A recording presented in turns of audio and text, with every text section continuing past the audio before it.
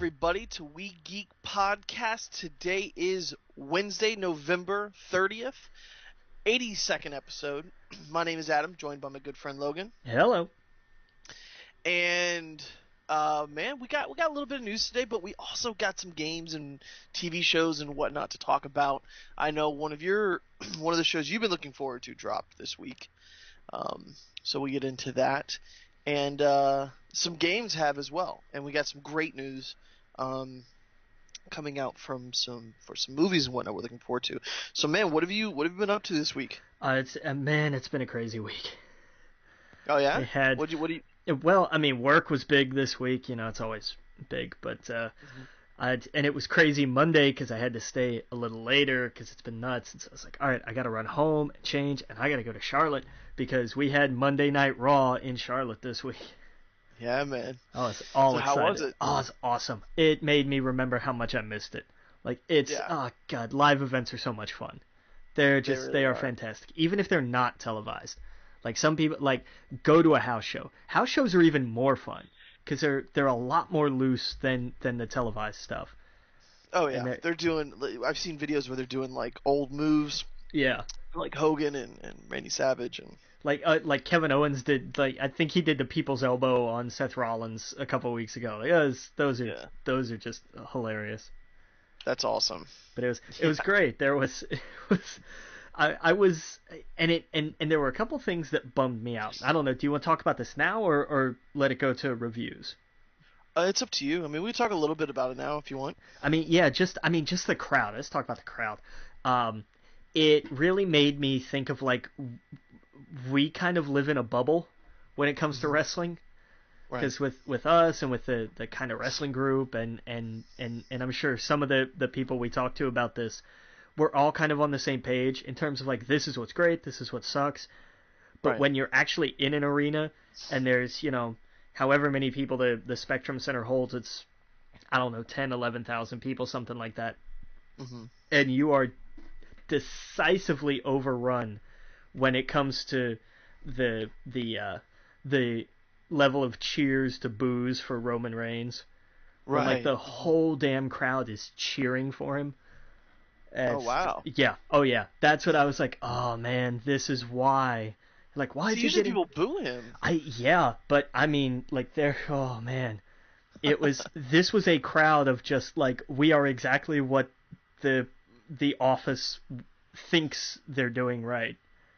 Right. Well, I mean, from what I understand with Roman Reigns, along with John Cena, is you hear people boo, you hear people cheer, but the thing is you hear people doing something, and that's all they care about.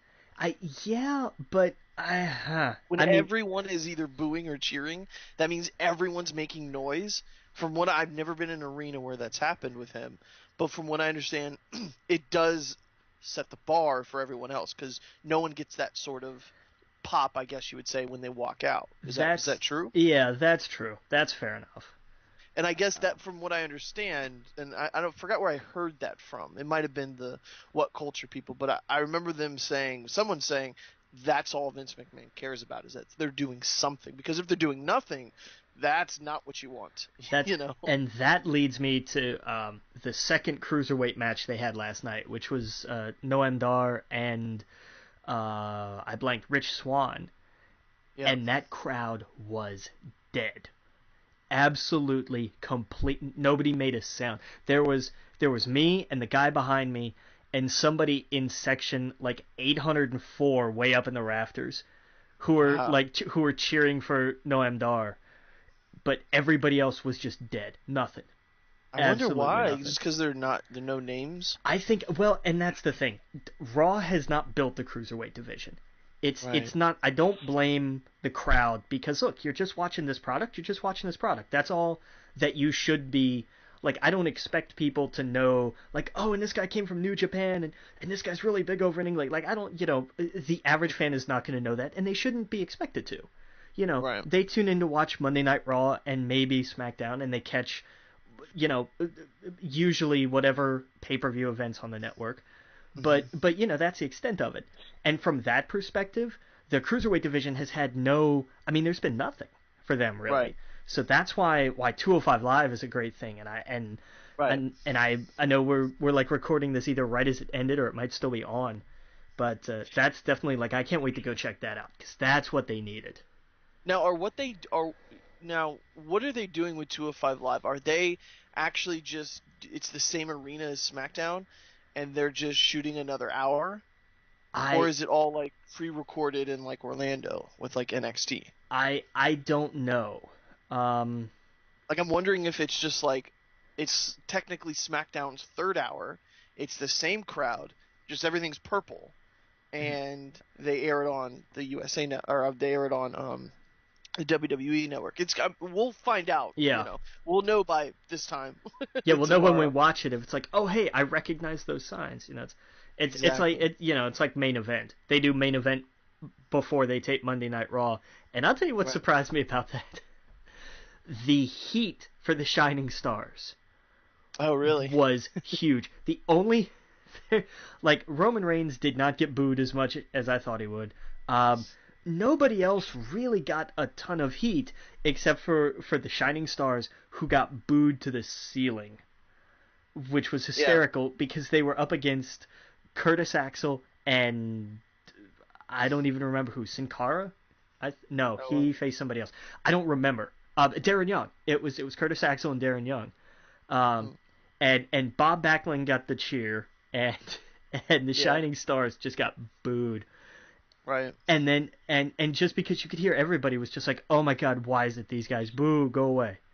Not like they have the dumbest gimmick. I hate the gimmick. And that's the thing. It's not like boo, we hate you, we want to see you beat. It's like boo, please just go away. You're wasting our time. Right. And then when they introduce the Raw announce team, they all come out to Michael Cole's music and his Titantron thing. You could have heard him back here in Statesville. You could have heard that arena. They booed him so loud. Oh wow. Oh my god. Yeah, oh my god. I mean, that was nuclear heat. It's just because Cole is just, I mean, he's a trope of what he used to be now. Right. I mean, back when he was trying to be a wrestler and genuinely being a heel, it was great. And he took to that like a duck to water. It was fantastic.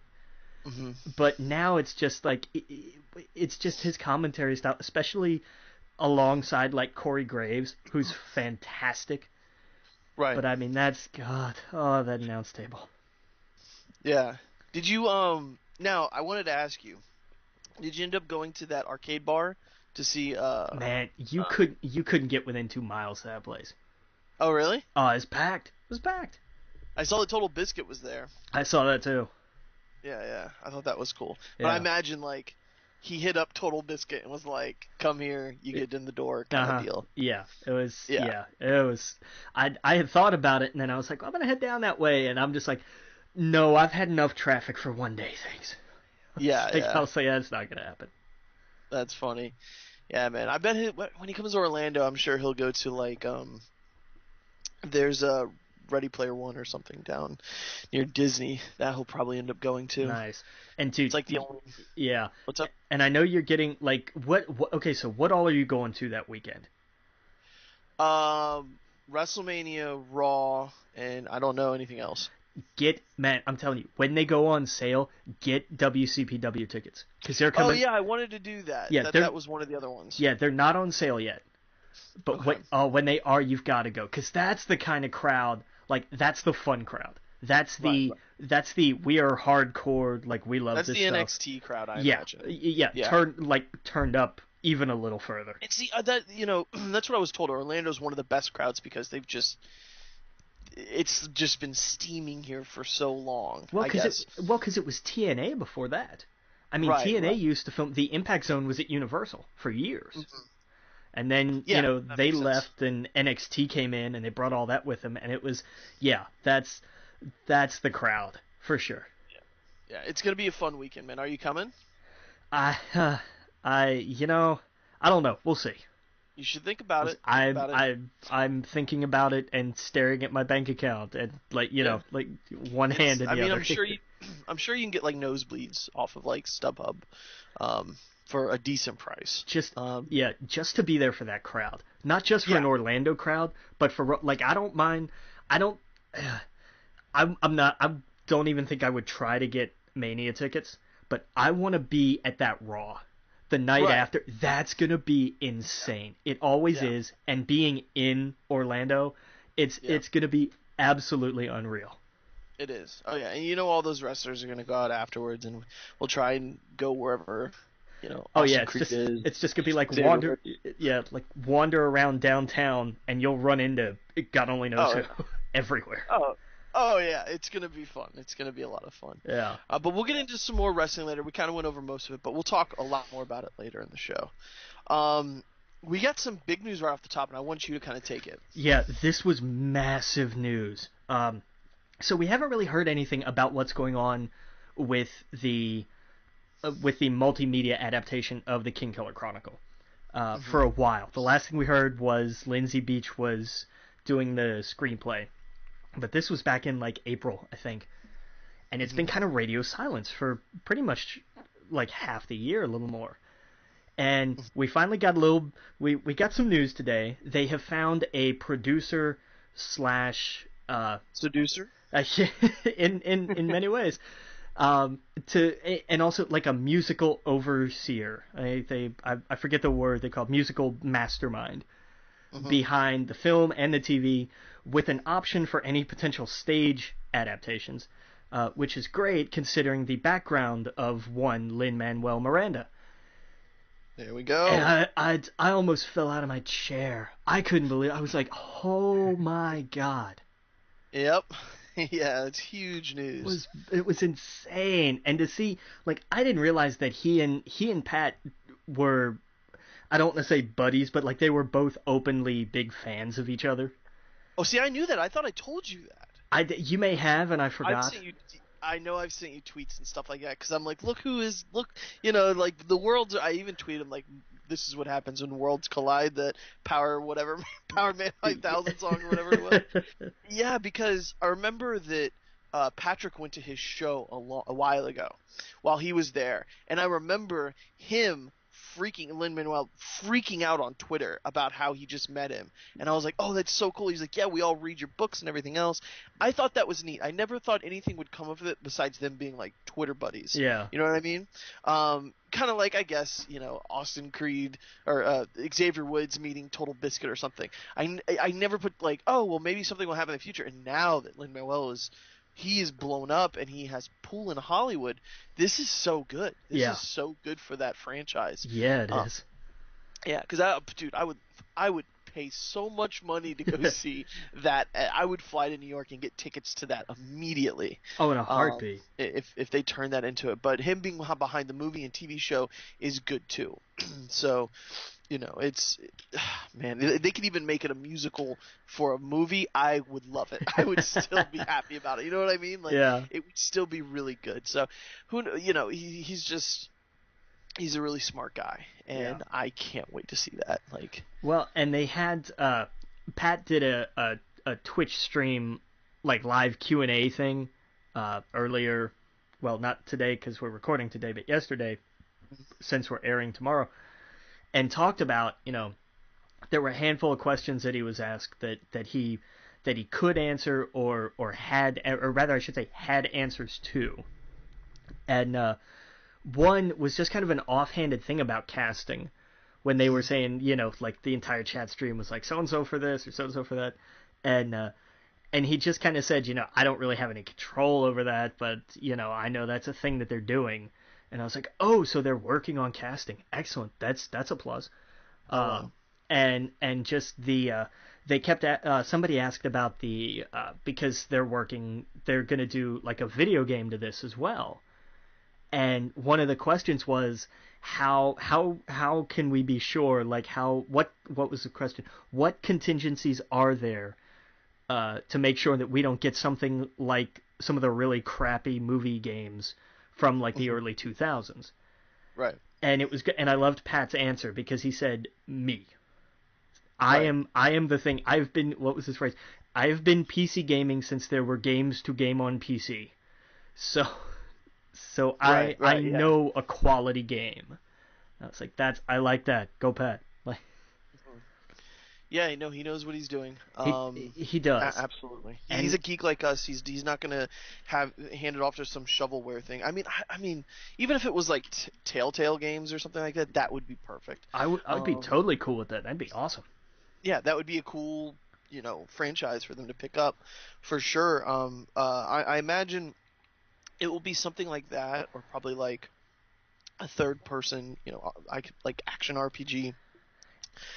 I imagine, but see that the books are much more They're like yeah. situational instead of action, if that makes sense. Yeah, they're more adventure-y.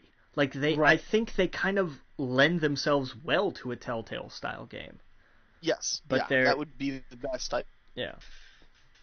But I don't know because I know But it's yeah, going through Lionsgate's actual game companies. So I don't know what they're gonna do there. If they're gonna partner somebody, that's what I would love to see. Like let them partner with Telltale and be like, look, this is the game we want. Blah blah blah. Whatever how those go.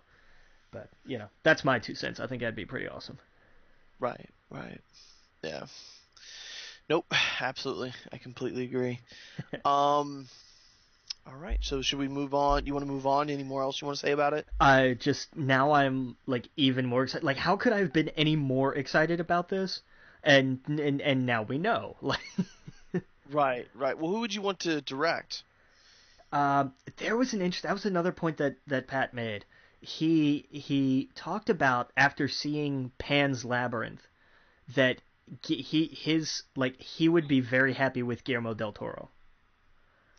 You know what I was thinking? What?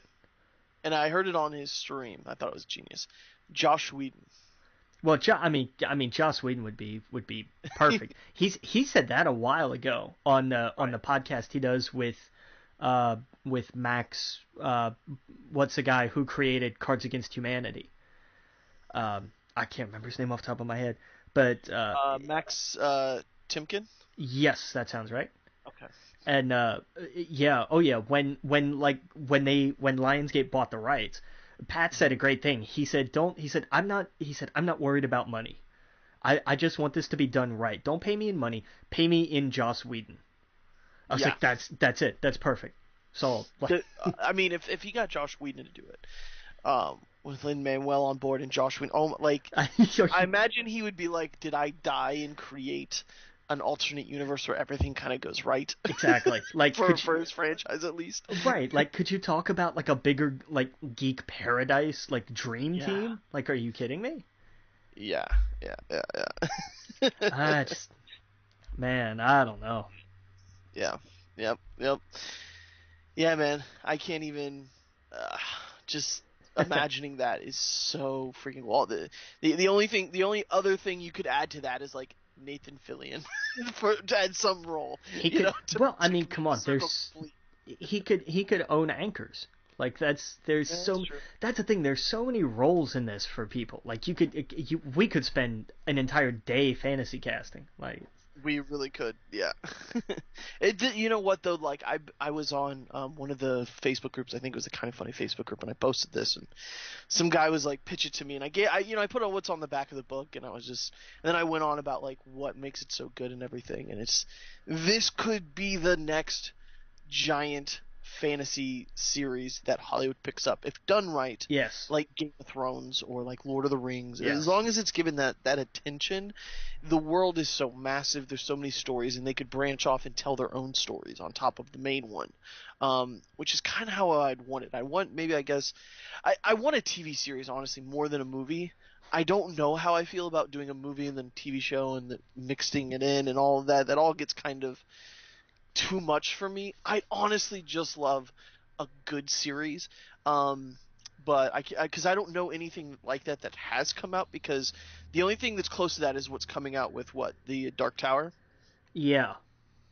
So I get anxious thinking about that, but Well, but there's also the Marvel universe, and I know those don't directly tie in, but there's well, that's with bigger though. I mean, as big as the story is for the Kingkiller Chronicles, the world is massive, and he spent years creating it. But I feel like Marvel obviously has a bazillion characters where they can go a million directions fair enough. and tell different things. Where the way from what I understand, from what I've read, they're doing it as if the story goes from like the movie to the TV show to the movie, where I would like a TV show, like, based off the main story, and then maybe a movie based on something else, or vice versa. Yeah. Or like the movie based off of our main character, and then the TV show based off of like just other shit in the world. Right. And somehow they intertwine. You know what I mean? That's how Marvel does it with Agents of Shield. It's Agents of Shield is its own thing. They mention things in the movie. Things are affected by things in the movie. But it's almost like they built, I don't know. And that world could never end. That world is never going to end until they stop making money. True. Where I see this ending after, so many seasons. Like Game of Thrones, it has to end. At least the main part of it, until they tell something else. Right. Well, but I mean, you have all of this history that they mention throughout the books, and you're like, okay, here's an idea for a series. Here's an idea for a series. Let's take a look at the Emir. Let's have a season, kind of around Ari or Illodan, or pick a teacher. Hell, any of the masters could have their own series. They could each do a season. You could do a season with the Ademaru. Like, they're so, it's crazy. Hell, Ambrose's family could have his own season. Like, yeah. I know nobody wants that, but tell me it wouldn't be interesting. Like, you could right. You could do like almost like a Downton Abbey kind of thing with that. That's true. Here's the hierarchy of this universe as seen through the manner of Baron Jackas. Like there are 1,000 different ways that this could branch out.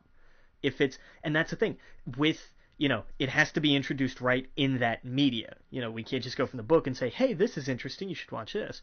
It's gotta be introduced effectively in, the show or the movies or what have you. Right.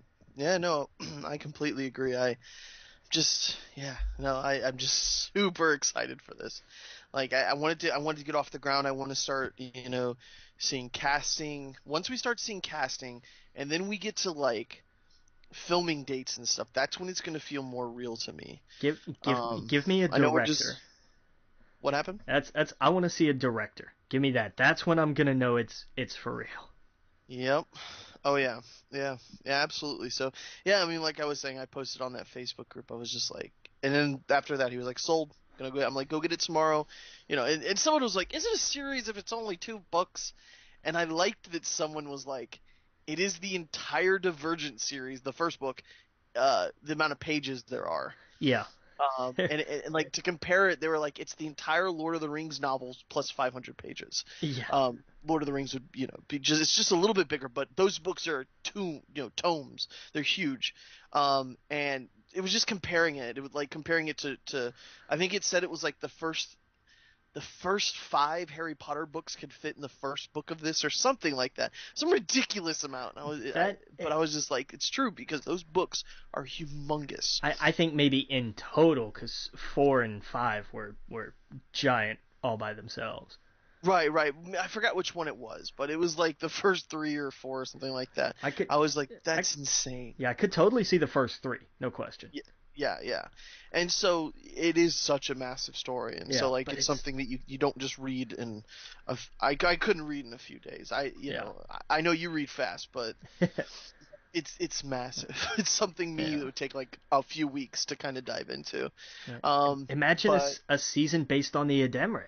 Like there's just so damn much. Yep. Like a season based on the Fae. There's so much. God, there's just so many. Yeah. He definitely carves out a world. Big time. Oh yeah, it's done in a way of like, hey, this is interesting with its own culture, but it kind of lives over here. The hero interacts with it, but not just like, and in passing. But like that's what's so great about the story is the depth. This is a character who's like, look, I made this promise, so now I have to go live with this other culture for however long this is. Yep. I love it, and there's so much detail, without being over the top, without worrying about the minutia. The thing that Tolkien gets knocked for a lot. Is how Mm-hmm. it's like all this little tiny itty bitty. This is a series that's like it digs just deep enough where you're not getting bored, but it leaves out enough where you don't feel like you're missing anything important. Where it's like, oh, Right. here's part of this mystery, and we're just gonna leave the rest of it. You don't have to know about it, but isn't this kind of interesting? Like, Yeah. ah, it's gonna be great. It's Yeah. gonna be great. It's going to be fantastic. Well, we only got a few minutes. Let's kind of let's jump around here now. Did you get your Rogue One tickets? I did not, but I saw they went on sale. They did. They went on sale Monday. My buddy grabbed some, so I'm Nice. excited. Apparently sold out in like 6 minutes or something like that. You know what? Like second highest advanced ticket sales, probably like in ever. I think.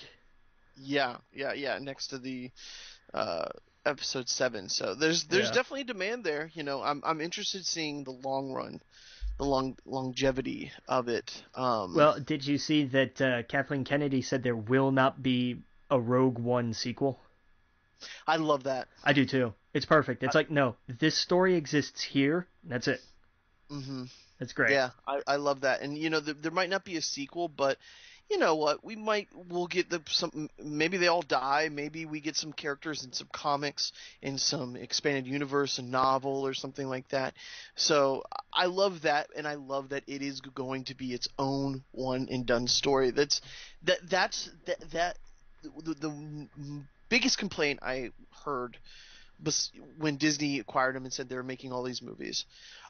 First, people just didn't like Disney because people like to hate.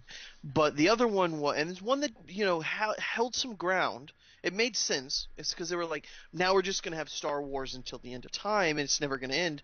And I could see where that'd be a bad thing for some people. I love that idea, Yeah. but I could see where they'd be like, well, that might spoil it because we're gonna get it every year, and it's not gonna be as special.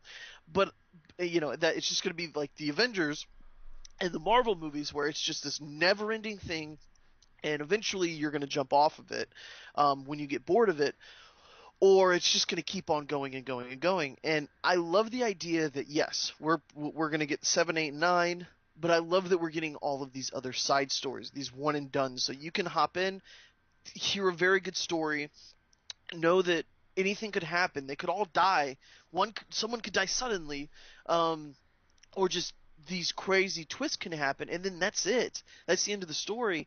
Like kind of like Black Mirror episodes. I love that because it's not this never-ending story. Yeah. We get that every other year, but on the odd years or whatnot, we're gonna get these one and done stories, and I love that. Now Obi-Wan, I could see them doing a sequel or two, but I love that Rogue One is not.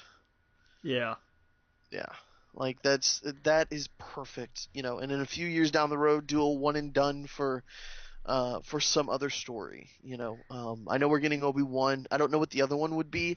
I kind of wish it's not going to be like a Yoda story, a Boba Fett story, even though we know we're going to get Boba Fett, but I want it to be like kind of like how Rogue One. It's like it's not based off of a specific character, but some story. If Right. that makes sense.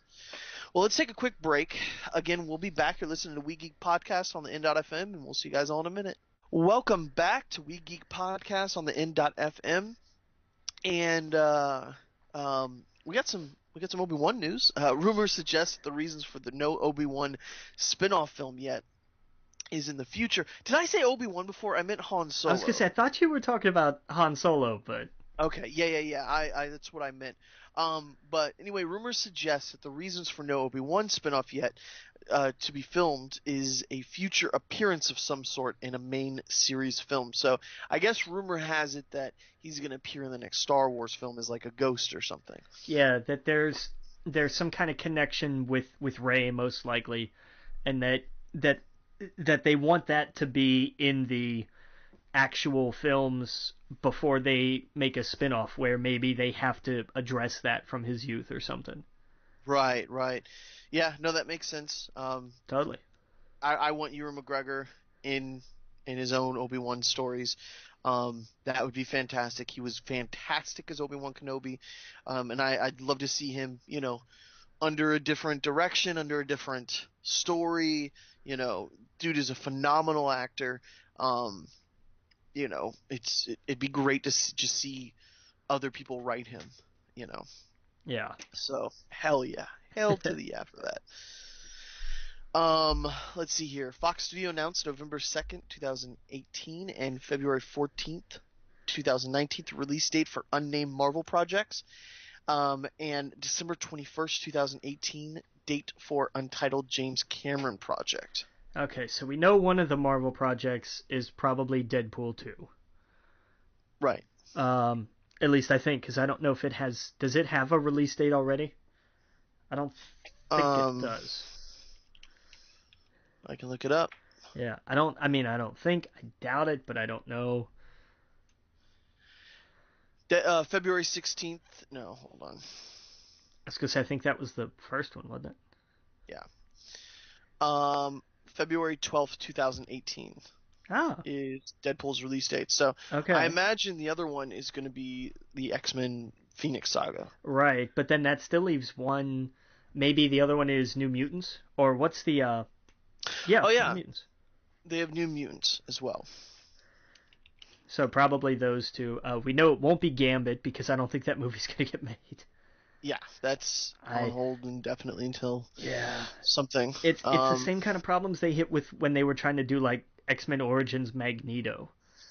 Yeah. It's like, here's a thought, and then it's not going to... And the interesting thing, I imagine the same thing's going to happen. The way they folded Magneto's origin into First Class, they're going to fold Gambit's origin into whatever the Dark Phoenix story is. Yeah. It's going to work the same way. It's completely indecisive. It's, well, should we pull back? Should we go forward? Should we do this? Should we reboot? Should we not? Let's blah, blah, blah into a big jumbled ball, and then they show up late to class and turn it in. Yeah. That's a great way to put it, yeah. Yeah, I wish they would just, after Logan, stop what they're doing. Of course, do Deadpool. But stop because that's going to make $1 billion. Right. Stop what you're doing, figure out your universe, and then go from there. Let Logan be the last story in that universe. And you could tell a ton of Deadpool because the Deadpool movies can be, anywhere between Deadpool 1 and Logan. And fuck it, throw Hugh Jackman in Deadpool 3 as a character, you know what I mean? And let the Logan be the end story for that universe, and then reboot it and do New Mutants or something like that later on. But don't have it tied to Deadpool. Don't have it tied to any of that nonsense.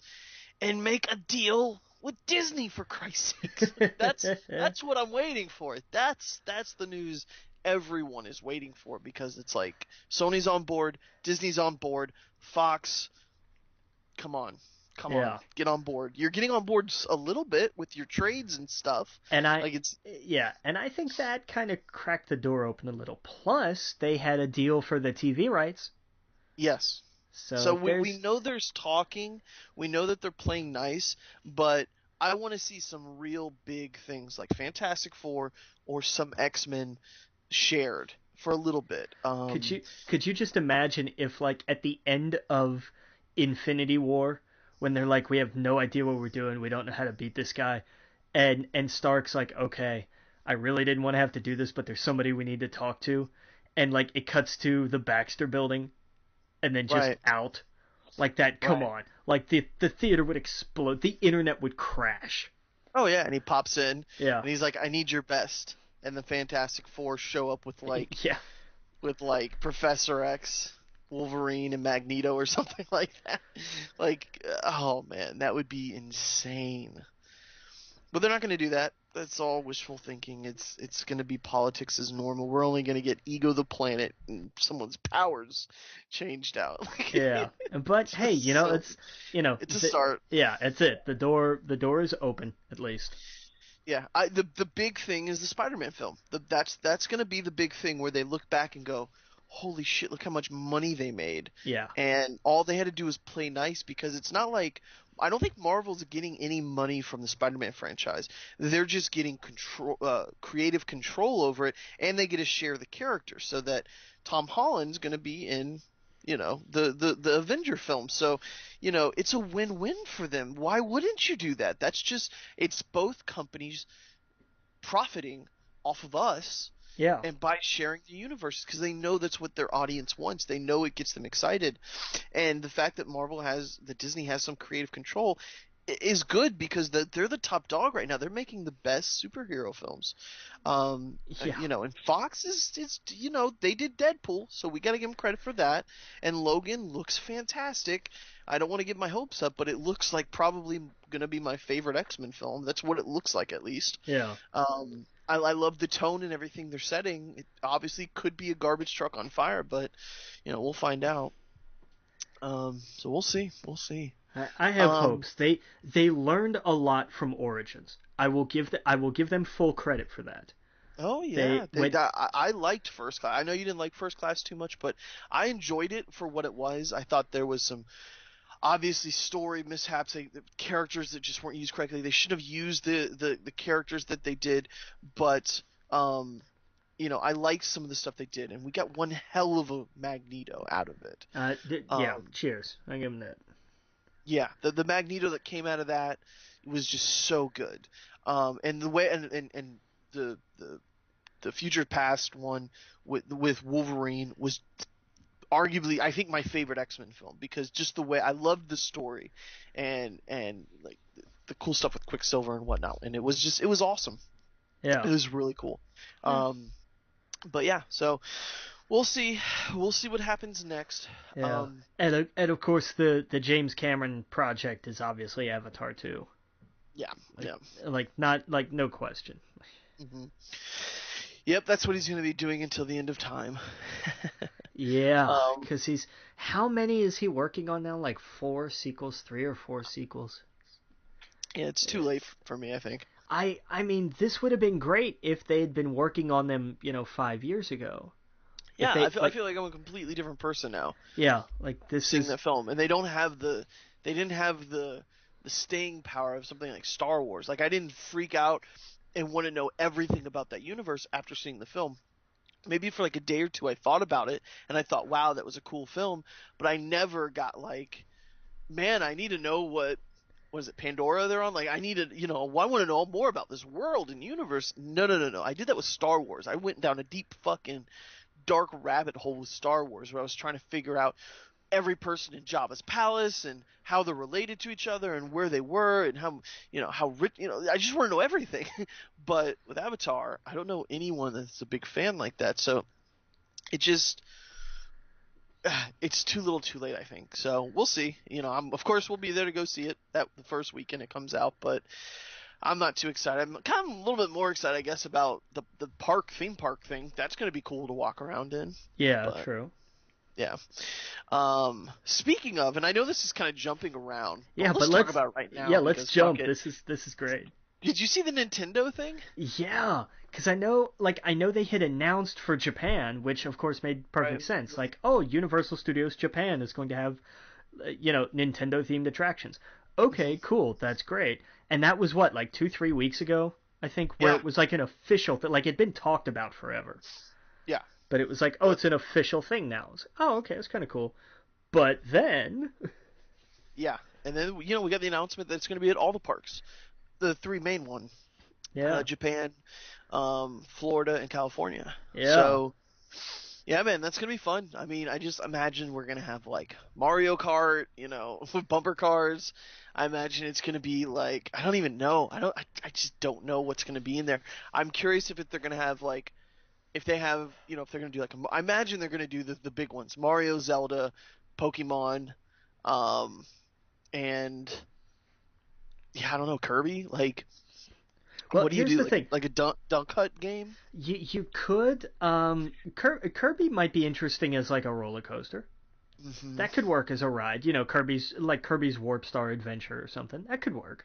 I wonder what Pokemon's going to do, though. Maybe like a Pokemon Snap ride where you're taking pictures. That would be cool. I'd be down for that. That would be really cool.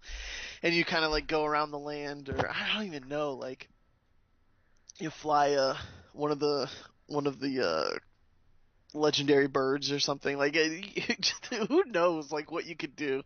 I could totally see them doing like a Star Tours, but for Pokemon. Yeah. that would be so much fun. That would be interesting for sure. Oh yeah, I can see Mario being like a way more for kids, where you're in a log boat or something like that, or Oh yeah, totally. It's the kids ride for sure. Not, and I don't mean that disparagingly. I mean, like, that just makes the most sense. yeah, all ages, not big thrills. That would be perfect with the music and everything Yeah. else, and going to the dun when you're down under the tunnels and stuff like that. I completely see that. And they have to have a Mario Kart bumper car, like that has to happen, That's, I or like mean, a go kart race or right, something. like that's the first thing at the top of the list. Okay, Mario theme park. What do we? Mario Kart bumper cars. Like, that's Yeah. just, that's top of the list. It's the first thing anybody shouts out. Yep, yep, yeah. And it's gonna be cool. Just go there and kind of walk around and just be in that environment. And I don't even know what you do with Zelda. Like that's, I don't even know what you would do with Zelda. Maybe have just like Zelda's Enchanted Forest or something like that, where you walk through it, or it's like a playground or something. I don't know. I don't know what you would do with Zelda, but it'd be fun. It's gonna be fun to see what they come up with and Yeah, do the when all do the comes do the out. water temple. Piss this generation off. Yeah, hey, we got a new water park coming. Yeah, They're building a volcano off the side of I-4. yeah. Yeah, Uh, so it's gonna be cool, man. They got some stuff. They got King Kong. They got Fast and Furious. They got Harry Potter. And it's smart to pick up Nintendo, because once they have the Marvel stuff, but they're not obviously not going to expand any Marvel rides in the future. So no, and I'm curious about how those rights work. Like, they at what point do those lapse, if they do? well, I don't think they do. I think that Universal holds the rights to them, because they hold the rights to anything uh, east of the Mississippi, for Universal. That was their like law rule thing. That's why all the Disney Marvel stuff is all in California, and all the Star Wars stuff is in Florida. Okay. Uh, because that was their okay. Well, that's how just we'll do it, because in Universal, they have the rights to do the Marvel stuff, but they would be dumb to do it, because it wouldn't any merchandise and stuff they sold would go to Right. That's Disney. they're kind of stuck with what they have, but what they have is kind of cool.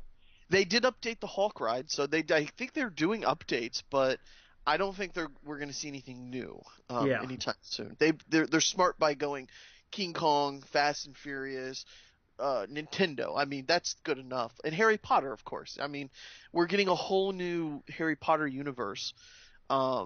So, Yeah, well, you know what I mean, a whole new that's just story. going to keep getting expanded. Oh yeah. Yeah, so that's going to get expanded, and who knows? We might see like an American, whatever the American school is, or something. Yeah, Uh, Ilvermorny. Yeah.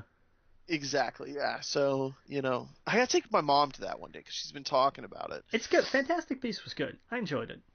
No, no, I mean, I Oh, want the to take her to park. the Yeah. park. Yeah, she's been telling me about it. I'm like, Mom, it's in our backyard. I went over to her house, and she's like, I've never been there. And her sister was talking about it. Her sister's obsessed with it. Her sister my aunt, has the owl, has all the steins like you do, has the sorting hat. She is the biggest Harry Potter fan I've ever met. Like literally everything. Next to you, I mean, like you two are the biggest that I know. And my mom's like, my mom loves Harry Potter, but she doesn't have all that stuff, and she wants it, but she doesn't have it, and she's just like, yeah, I want, like, I'm like, Mom, it's right there, like, you literally, it's totally immersive, because you walk down the road and you're there. What is it, Diagon Alley? Yeah. Or I'm like, you are there, like, you're looking around, and all directions is Harry Potter stuff. There's kids running around with wands and stuff, and I think they even have like actors and actresses running around acting like they're students and stuff, and I was like, you would love it. So I think I might do that this year for him. There you go. Yeah, it's a good Yeah. call. Yeah. Oh yeah. But yeah, Universal's a great time. So if you're listening and you're local to Orlando, or you're not, you need to come here. Disney's great, and I know that's where everyone goes to, but check in on Universal, because they have some really fun rides. And the Transformers ride, that's freaking amazing. Like, that's one of my favorite rides of all time, is the Transformers ride. Yeah, I think Universal gets overlooked a lot because everybody goes to Disney. Right, it does. And honestly, Disney, Magic Kingdom's more for kids. Epcot is for adults, because you have the Food and Wine Festival and not too many rides. Um, uh, uh, Hollywood Studios, or MGM Studios, is more kind of in the middle. That's as much like Universal, but Universal is the perfect age group is like 16 to like 30 because that's where they draw their attention to is like the roller coasters and stuff like that. So Universal really is a fantastic theme park. Yeah. Yeah. Well, hey, let's take a quick break. When we get back, we got more movie news. Again, you're listening to We Geek Podcast on the N.FM. We'll see you guys all in a minute. Welcome, everybody, back to We Geek Podcast on the N.FM. And let's get into some more movie news here. We got Mortal Engines, adapted and written by Lord of the Rings screenwriting team, to release on December 14th, 2018. Yeah, this is Peter Jackson's next big project. He's not directing it, but it's him. It's him and the Lord of the Rings like whole writing crew. Oh, okay. Yeah, they're writing. I can't remember the director's name. I feel terrible. But well, what's it about? What's Mortal Engines about? No idea. No I've idea. never. Okay. It's a. I know it's like a steampunk-ish kind of fiction. Oh, it's the I first of 4 novels. Yeah. You know, I imagine they do that with Name of the Wind because that's what I associate it with. I imagine just like Game of Thrones, it's just going to be called The Name of the Wind. Well, What that's the first movie in the series is going to be called The Name of the Wind. But I mean, I think that's what's going to be the title, like how Mortal Engines is the first of 4 books, but I imagine everyone knows it as the Mortal Engines series. I imagine, just like Game of Thrones, everyone knows Game of Thrones because the first novel. I imagine they'll do that with Name of the Wind. I think that comes off the tongue a lot easier than the Kingkiller Chronicles. I could see that. I kind of don't want that. I want it to have the actual series title, but I could see that. Yeah, because I mean, to me, it's more welcoming than Kingkiller Chronicles. Just like how A Song of Ice and Fire is not as welcoming as Game of Thrones. It doesn't have the same punch. Yeah, exactly. That's fair. That's fair. Yeah. At least that's my. I mean, he could totally do Kingkiller Chronicles. I'd be perfectly happy with it. But I get the feeling that it's going to be the other way around. Okay, cool. Yeah, no, I'll look into that later about this Mortal Engines. Yeah, it does look very steampunk, the cover and stuff. So that's cool. You know, it gets a lot of acclaim. Like it's always on like top 50 lists to read and everything. So yeah, we'll see. There we go. He'll finally get away from that other universe. So yeah, we'll leave that alone for a little bit, and we'll come back to it in years' time and just remember how great Lord of the Rings is. We got Prometheus 2. So I'm curious, what did you think of this poster? It was a neat poster. I didn't like Prometheus. No, I didn't like Prometheus, and it does look like they're really trying to swing back towards the actual alien, like they are getting away from everything Prometheus. Mm-hmm. And I'll tell you, that gave me a little bit of like, you know what? I'm still going to call this Prometheus 2 until I see a trailer, but you know, I'm not going to I'm not going to wish death upon this movie. I think they're going after you. You know what I mean? I think they're going after you as the fan that was so burned by Prometheus. That's what that poster says to me. It says, guys, I agree. Remember this face, and all it says is run May 19th. Yeah. That's all you need. That's a good sign. Yeah, that's a good first step. No, I think I agree. I am definitely kind of like the target ad market. Like if they can convert me, then they've won the ad war for sure. Right. Because when I first saw it, I immediately thought of you. I was like, Logan's gonna love that. Yeah. And it's not like, I don't even know what Prometheus's poster looked like, but when I think of Prometheus, I think of these big, wide open things and like someone walking for miles, and then it was so much nonsense instead of just the alien. Yeah, because they can dress it up, they can have like different styles of it. That's fine, but at the end of the day, that's what sells the franchise is the xenomorph. No question. And to go back to the bare simplicity of the first Alien, which was a haunted house movie in space, right, is all it was, and fantastically so. To say to go that minimalist, to have this head half shrouded in shadow and just one word, just run. Mm-hmm. That was perfect. That was brilliant marketing. It really was, right. And I give them all the credit in the world for that. Yeah. So we'll see. I hopefully it lives up to the other Alien films. And, give me a trailer. I want to see a trailer. Maybe we'll get a good Aliens vs Predator game again, because man, Aliens vs Predator 2 was phenomenal. Yeah.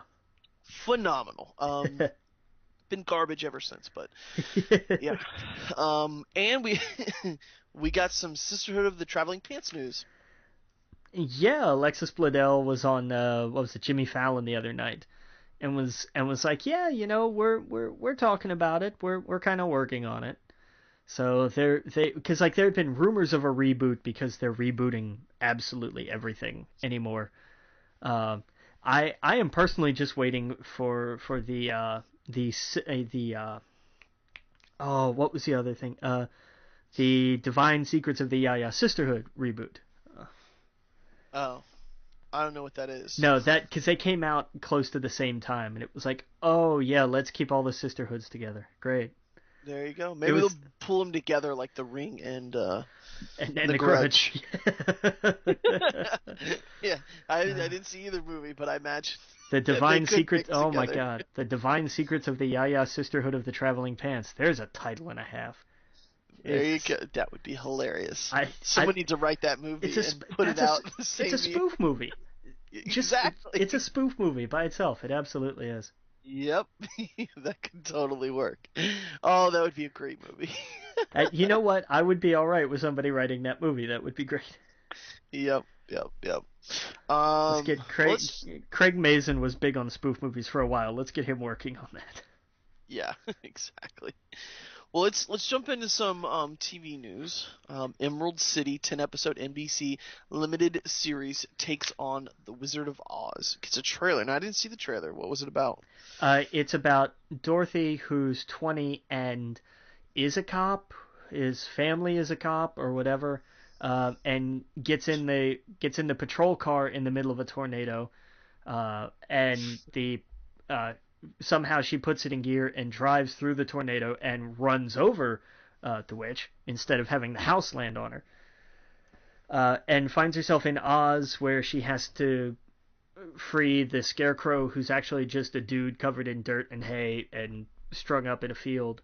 And the Tin Man is a steampunk cyborg, and there are armies, and it looks awful. It looks absolutely terrible. It actually sounds pretty cool the way you describe it. It does when you pitch it, but then when you actually so bad that it's like, oh, that sounds interesting. But then when you actually see it, you're like, oh yeah, okay.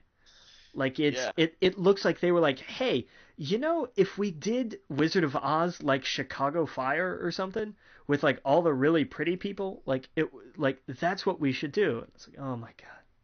Is it a limited series as in, like, it's just going one season? I hope so. I would watch it if it was given just, like, 10 episodes. And if I knew it was going to have a beginning and a middle and an end, that's actually more appealing to me than we have this new Wizard of Oz TV show that's really weird and different, but we don't know when it's going to end. I wouldn't watch it. But if I knew it was going to be 10, like a mini-series, every 10 weeks I can watch a new episode and then it'd be done. Yeah. I'd like that. I'd actually like that. Yeah, I mean, that's fair enough. And I think that's got to And that's where I'm okay with it being super weird, because it's like, that's fine, it's one and done. Yeah. But it looks, the reason that it's a limited series looks like, oh my god, this cost a lot of money to make. Oh, okay. Yeah, because I mean, it's big sets, big open places, it looks like this was a show that cost a bunch to make.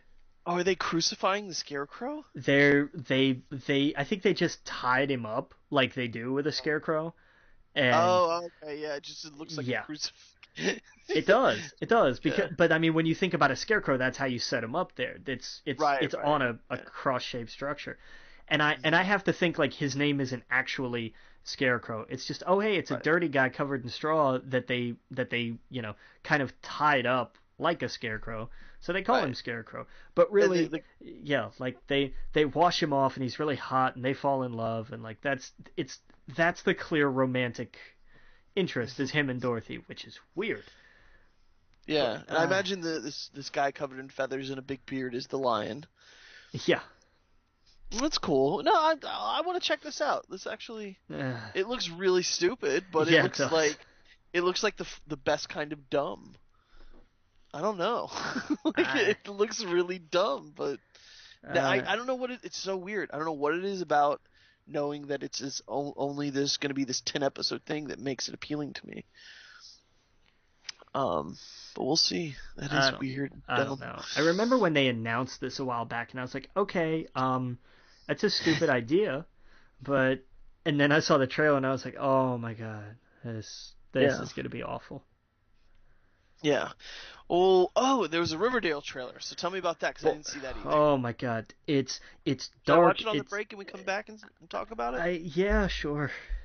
Okay. Well, what else we got here to talk about? White Rabbit Project. MythBusters build team Netflix show gets a trailer. So tell me about that. Yeah, I mean it's basically just like the continued adventures of Cary Grant and Tori, pretty much. Oh, okay. But it's on Netflix and looks cool. Like they're not trying to gussy this up or like you saw them from this. Like no, you know who these guys are, you know what they do, so here they are doing it some more. Like cool. Like I'm down. And it's just called the White Rabbit Project. The idea is, you see something on the internet and you fall down the hole of trying to experiment on these things. Hence the analogy, and it does look like it gets kind of strange. That is cool. So I'm like, I'm okay. This might be interesting. That is cool. So I wonder what the backstory behind all this was. Did they just not like being the second fiddle to MythBusters and thought we could do our own show?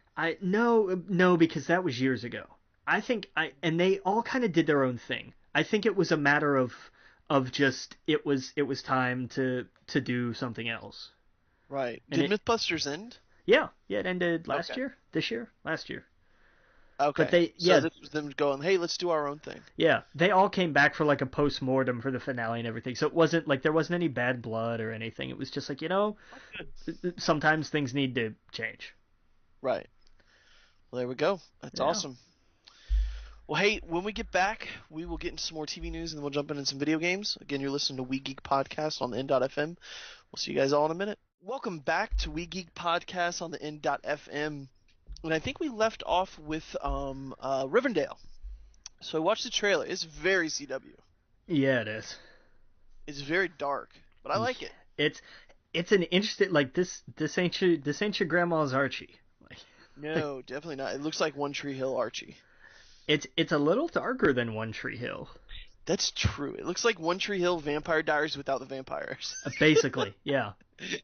Yeah, no, like she's pinching or she's squeezing her fist so much she's cutting her hand. I don't even know. Like, it looks like someone dies. It looks like he's at a funeral. Who knows? Hopefully Jughead doesn't die by the end of the first episode. So we'll see, man. I think it's cool. There's so many directions they could go with this.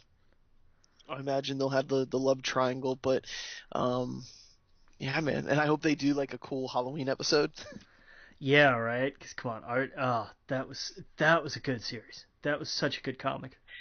Yeah, I still think they're doing it. Like, it's not an ongoing thing, but they do like 10 a year, 10 issues, or I forgot what, not 10 issues, but they do something every year. Nice. Like, I think it's still going. I'm not sure. Don't quote me on that. I have to go back. I need to get back into comics because I've been mixed up ever since Civil War II. Which did it like just end? I think. I have no idea. Or is it not even over yet? I know, like, ever since Rebirth and that, I've been, like, really slacking. I want to catch up on Spider-Man, because now Spider-Man's apparently in, like, the Clone Saga. Yeah, I need to catch up on him.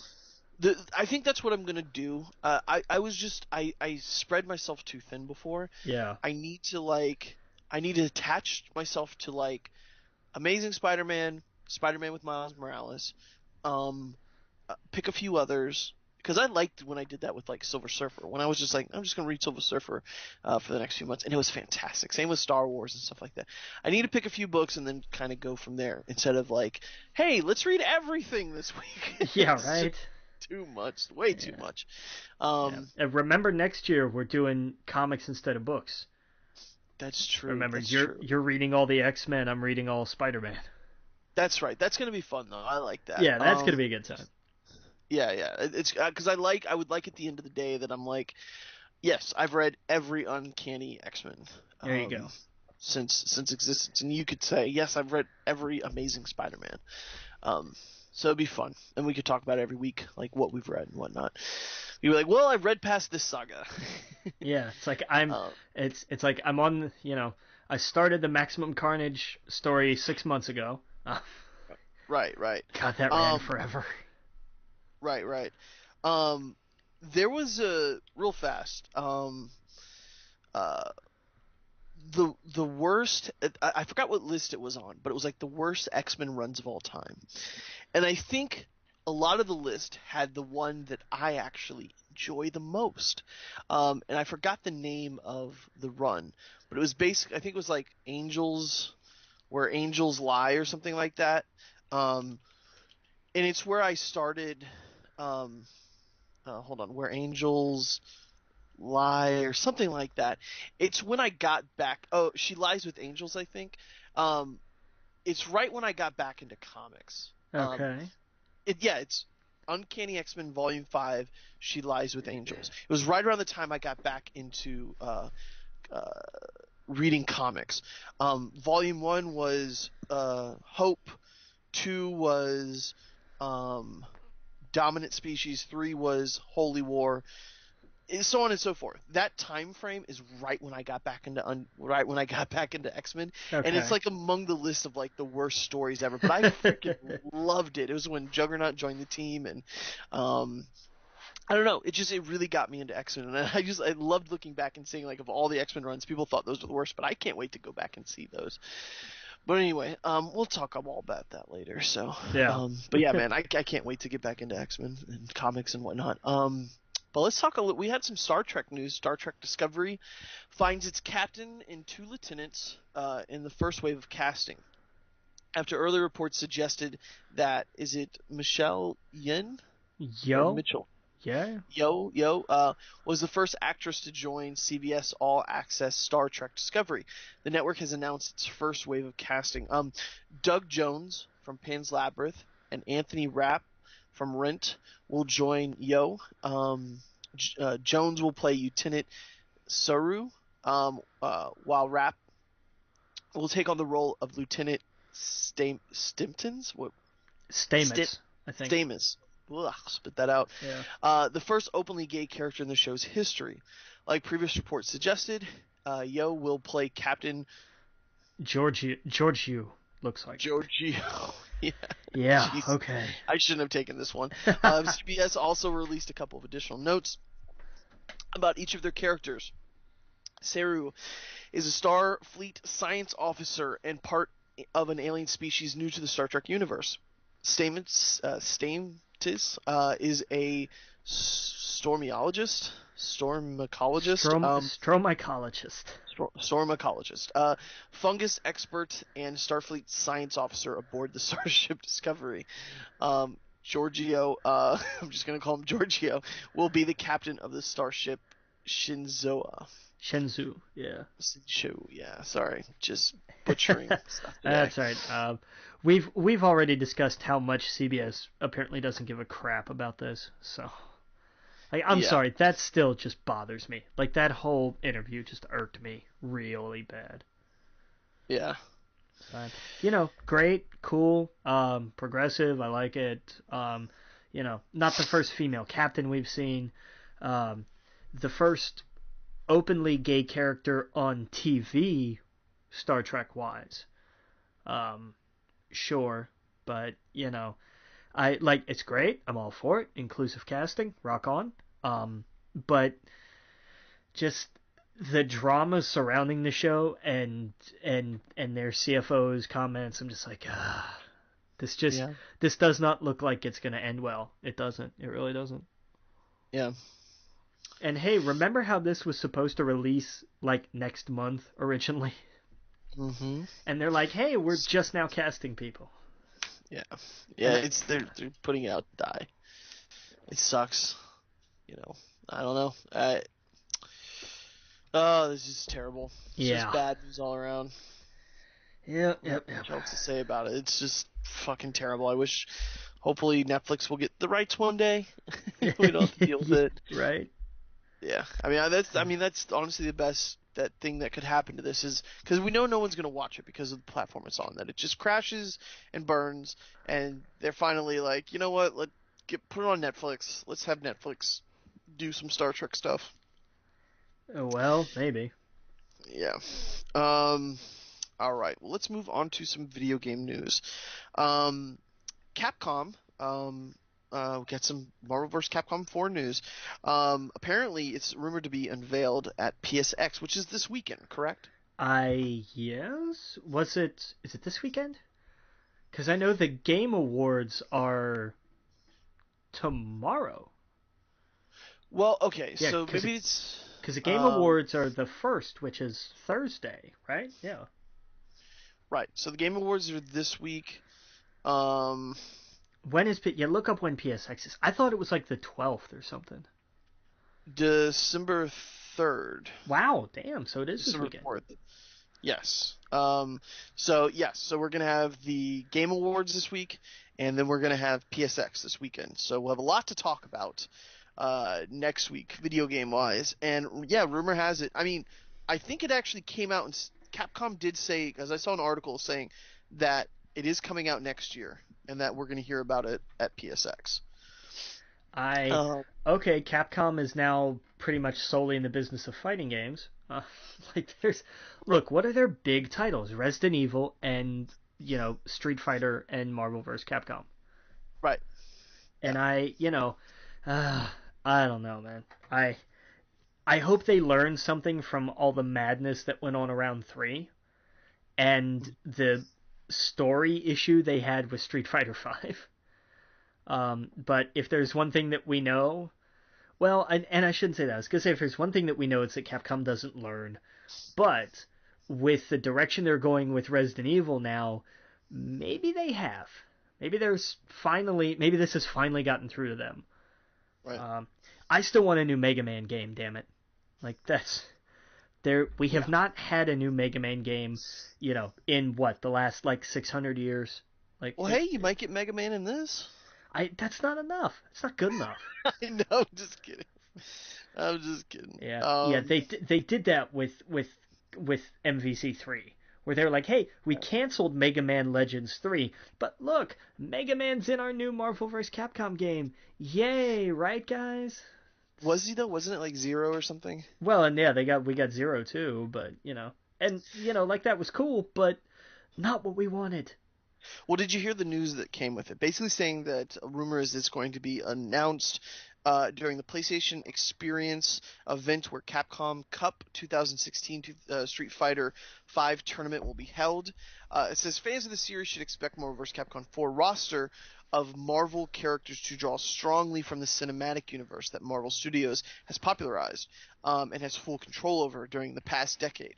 That means fighting game fans will more than likely see characters plucked from the Avengers and Guardians of the Galaxy films and not from properties like X-Men. Expect to see superheroes like Ant-Man and Groot to make appearances, with characters of mutant origins, think Wolverine and Magneto, sitting out this entry. So that's going to be interesting because this series came from an X-Men fighting game. Yes, it did. Yeah, it was built on, what was it, Children of the Atom. Yes. 1994. That's where it got its roots from. So, it makes sense business-wide to fill it up with characters you fully control. Right. I mean, I understand that. Wolverine's not sitting this out. I don't think so. There's no way they're sitting Wolverine. The promo art is always Ryu and Wolverine. Always. Yeah. It's always been those two. There's no way they don't have Wolverine. I can't imagine. I hope if they fill it with fucking Inhumans instead of X-Men, I will be furious. Well, and here's the interesting thing. Mad. Remember when they did Rocket in the last one, and everybody was like, "What the hell is this?" Oh, I liked Rocket. Well, I mean, it was great, but when they announced it, they were like, "What? We don't," because this was years pre-Guardians. Mm-hmm. And it was like, what is this thing?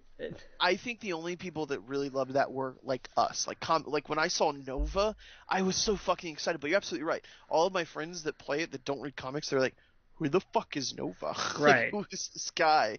I was like, no, he's cool. Like, I read his origin story and all this other stuff, and I was like, Nova's actually really fucking cool. And I always knew Rocket as this weird. Like, I don't even know if I knew he was a part of the Guardians of the Galaxy. I just knew him as this weird, obscure Marvel character, that had a gun. So yeah, and it's going to be interesting going into this. I imagine a lot of the Guardians are going to be in there. Of course, the Avengers, Spider-Man, and it's... Yeah. I think we're not going to get a Sentinel or Doctor Doom for sure. Why wouldn't we get Doc? Well, yeah, I guess they don't have the rights to either of those. I mean, Four. We could get Daredevil, we could get Luke Cage, we could get, Moon Knight and, Doctor Strange, but they've all been in it. I wonder what characters we're going to get that we haven't. Ant-Man would be new. Yeah. Groot would be new. And I think that's why they put that in the article. I wonder what other new, because there's so many characters. Falcon. Pluck. And, yeah, Falcon, I don't know. Falcon could work. It could work. Yeah, those Iron Man characters always seem boring to me for some reason. Okay, well, Falcon's not an Iron Man character, but okay. I know. you know what I mean with like the regular human with the suit. Yeah. Or whatever. That's how I see Falcon. He's got the wings and. It's a fair point, but I mean, yeah. I mean, yeah, but I don't know. Like I if like we're the Doctor Strange and the Silver Surfer. Does that make sense? Yeah. Like not the ones who are like, I'm a regular. I should have said Captain America, obviously, but I'm a regular Joe. But now I got this metal thing on me, and I don't know. That bores me. I don't know. Yeah, that's fair. You want characters that have their own unique, like, oh, this isn't just somebody who shoots things. Exactly. Like Deadpool and Dante in MVC3 was just like, oh, they're more or less the same thing. Like, well, I liked Deadpool because he broke the fourth wall and he did some weird shit. Yeah, but I mean, gameplay wise, he was oh, I have a sword and guns, and Dante was like, hey, I have a sword and guns. Yeah, that's true. That's true. And even to an extent, Zero was like, I have a sword and an arm cannon, which was the same thing. Right. I wonder what they're gonna fill it with then. What else do we have? I wonder, do we get a Thanos? Yeah, I think Thanos would be the boss. Does Thanos take Doctor Doom's place in a sense?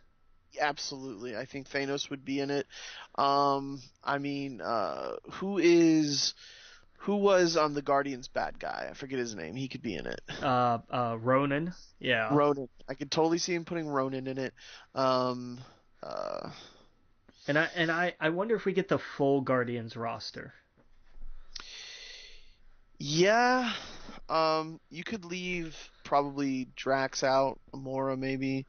Because they're just like, I have daggers. Yeah. Like they're not terribly interesting from a gameplay standpoint. Exactly. I want weird. I want Silver Surfer in it. I want. Yeah, except they don't own him either. No. Oh yeah, that's right. Fantastic Four. Bitch. Fantastic Four. Oh, he's so cool. He'd be so cool in this. Yeah. But you wonder, do we, and it's going to be interesting because we had Dormammu in the last one, but he's very different now. So. Yeah. I mean, So I think Dormammu, or whatever you say his name, I think that he was just in a different form when we saw him in Doctor Strange. I think that if he took on a human like form on Earth to like, this is me, I think he would look very much similar to what he does in that game.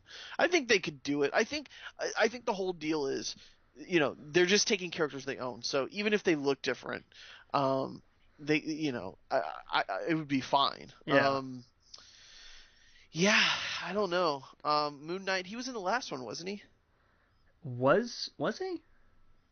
If he wasn't, he should be in this for sure. He should. Ghost Rider was in the last one. Yeah, Ghost Rider could be in it. I mean, what's his name? The Duck.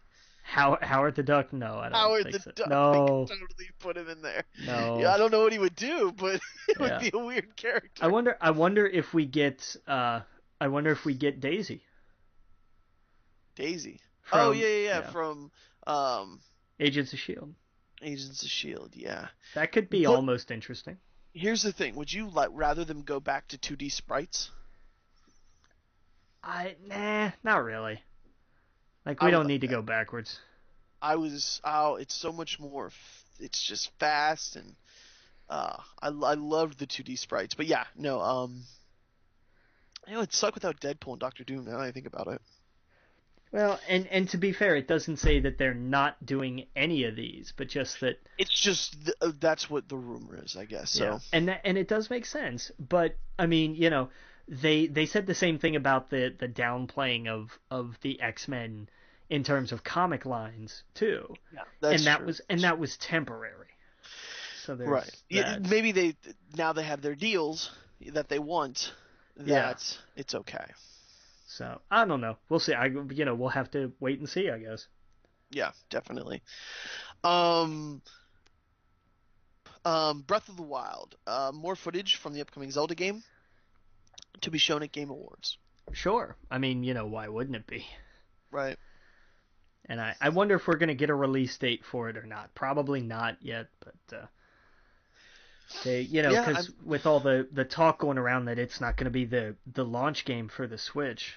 Although they'll probably do that. When's the next? I think this kind of rolls into the next thing. When's the next? January 13th is when Nintendo's holding a Switch hands-on event, and I imagine in New York City, I imagine that's when we will find out more about.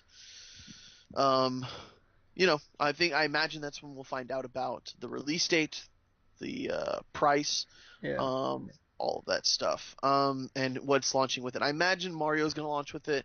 I don't think they have the balls to bundle Mario with it.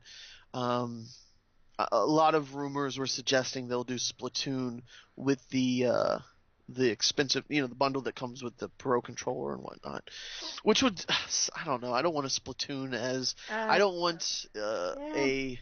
But Splatoon was fun though. Yeah, but I don't want a Wii U game bundled with my NX. That's fair. Give me something else. So give me something new. When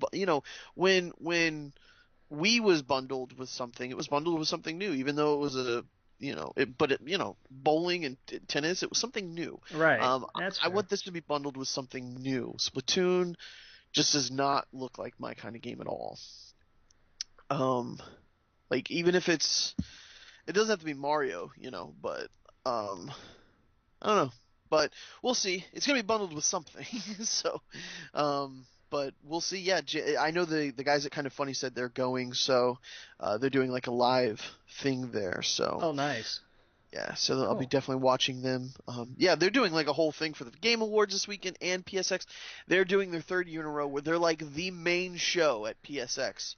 Hey, they've earned it. Oh They've yeah, absolutely earned it. PS I Love You XOXO show. So that's gonna be cool. Yeah. That's I think we talked about it. I think we talked about it last week. Like whoever wins the award that Greg Miller won last year, like yeah. they're screwed for a speech. Oh yeah, I think it's gonna be Danny O'Dwyer or Boogie. I hope Boogie gets it. That'd be really nice. But Danny deserves it too, especially with the kind of work he's doing. So yeah. Can't wait. But yeah, man. So I'm looking forward to seeing that. I saw that Stardew Valley Game of the Year is coming to PS4 December 13th and Xbox One December 14th for some reason. It's got a day before it. Interesting. Yeah, man. The PC game takes longer to come to Xbox than it does PlayStation. It's really weird. There's like it just makes no sense. Why they have like a day? Like, did they pay to get an extra day? I don't. That's just dumb. Stardew Valley. I'm curious how it's gonna work on consoles. But I fucking loved that game on the PC. I honestly will hope it comes to the Switch because this would be a game I could totally see myself playing, around the house and on the move and stuff like that. It's so much fun. That farming game is just so. I know it sounds so boring, but it's hard to explain. But it's like a farming game / dating simulator / just. You only can do certain things in one day, and you do them all. You go to sleep, you wake up, you do more. I don't know. It's fun. It's really fun. Well, I mean, it's like how many people, on a more extreme kind of tag, actually played Goat Simulator unironically.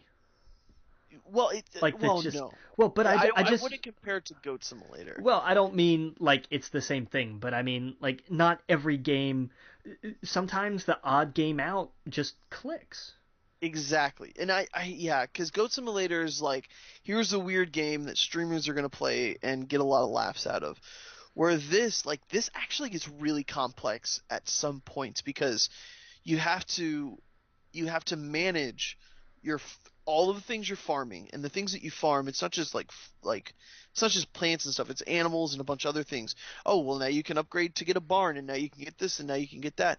But it's not done in the way like um Facebook games where it's like you need to get 5 of your friends to like this. It's none of that bullshit. It's actually like, oh, I'm creating a farm here and I'm creating enough materials to do this stuff. But the rec center. I got to get the rec center, back and working, and because that brings more people to the town. But when I go in the rec center, there's an alien in there, or a ghost or something. I don't even know what to do. But there's Susie, that lives a few houses down, and I really like her, so I need to get her a gift. I found out she likes balloons, so I got to figure out how to make balloons. It's this weird fucking rabbit hole that you can go down, and it's a ton of fun. And what it does is, where Animal Crossing cuts you off real time, so like you can only do certain things in one day, real time, so you have to go back the next day. There's only a certain amount of things you can do in one day, and then you go to sleep in the game, and then wake back up, and then you can keep playing. Yeah. So you can keep going, and you don't have to stop. Where Animal Crossing, it's like, okay, well, I played for 10 minutes today, and I can't do anything else, so I'll put it down, and then never get back to it again. Where this, you can keep going until you decide not to. But it's a ton of fun. So go get it. I don't know how much it's going to be, but Stardew Valley is it's a ton of fun. There was there's a Pokemon Sun and Moon global event. Did you see this? No, I hadn't seen this. Tell me about it. It basically dares players to catch 100 million Pokemon. Like total, like everybody together catches 100 million Pokemon. Yeah, there's now I'm not far into Sun and Moon. Um, but let me see here. Well, given how many people bought this game, that means everybody has to catch like 17 Pokemon. Well, I think it was more like, okay, so the event itself, it's not just people catching Pokemon. You have to go into, this is where I think it's gonna really not get to their numbers that they're wanting to, but you have to go into, what's the thing when you go? Oh, hold on. You go into hold on, let me see. The prize is not the title of the world best trainer, 1,000 coins per participant. Hold on. It's in the festival plaza, so you have to go into the festival plaza. Let me see if I can find the instructions. Okay, yeah, that Anyway, would be helpful. yeah. It says basically anyone can take part in the global mission, and it's good to highlight that all players must catch 100 million monsters in total, not individually. To register their contributions, hold on. Players must log into the GameSync. Click next. Function anytime before December 13th. So basically, to contribute, you have to go into Festival Plaza. You have to sync something, and then you can start catching Pokemon. Not everyone's going to do that. Yeah, but I still think they're gonna break this goal easy. Yeah, I hope they do. Everyone that gets it gets 1,000, whatever the prizes are, 1,000 festival coins, and if we don't get it, everyone that participates gets 100 festival coins. I don't even. What do you do with festival coins? Dude, I don't know. I just got my starter. Oh, wow! You're not. I've gone nowhere. I haven't had time. I want to make time because it does still look really cool, and I do want to get into it. But I've just not had time. Yeah, I've beat the first island. I made the mistake of doing if you scan these SD card or the what do you call it, the scanner, the QR codes. Yeah. If you scan 10 in one day, something beeps and it says, "Go find this Pokemon at this location." It tells you the island and the location. And I was so early in the game where it was like it was the same island I was on, but it was like area like Route 3. And you have to get there within an hour. And if you get there within an hour, you get to catch it. And it's a Pokemon that's not normally in the game. So it was a starter from like Gen 2, the Crocodile or whatever. Oh, okay, cool. Totodile. Yeah. So, but I was pissed. Couldn't get there in time, and then I couldn't get it. So, like, what I'm gonna do is I'm gonna wait until I get like all access to everything, and then scan 10 because I pulled up the website where it has like all the Pokemon. You can scan all of them, including their shinies. So, you scan 10, and one day, bam, it sends you to a location where you can go catch a random. And I was like, oh, that would be so cool to have a starter from Gen 2 or 3 or whatever, starting it. So anyway, yeah. So I'm just messing around with it. It's fun. I like it. It's Pokemon. Yeah, totally. Yeah, I have to. Like I've gone nowhere in it, like at all. Yeah. Not enough time in the day. Not enough time, and we got to fill it up with work, unfortunately. Yeah, no kidding. But we're gonna take a quick break. When we get back, we'll talk more about video games, and we'll get into some other things later on. Again, you're listening to We Geek Podcast on the N.FM. We'll see you guys all in a minute. Welcome back to We Geek Podcast on the N.FM, and we already talked about this earlier, but Nintendo teased the new attractions for the theme parks. Did you see that Target is going to start selling Final Fantasy themed soda? I bought one. Oh, you did? It released today alongside the game. It's already it's based on the Chocobo breeder, I think. It's Wiz, and it's like an orange cream soda kind of thing. And I haven't had it yet. I'm gonna wait. Like I'm gonna pop this open when I start playing the game.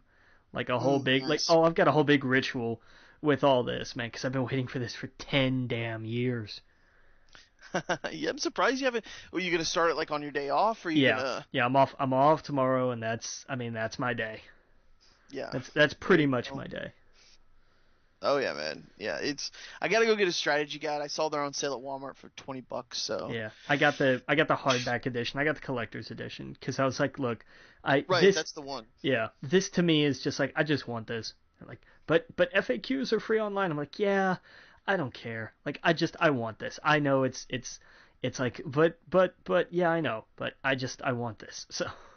Yeah, no, it looks cool. Yeah. It definitely looks cool. The poster it comes with is huge because it's a map of the world, and it's it's a big damn poster.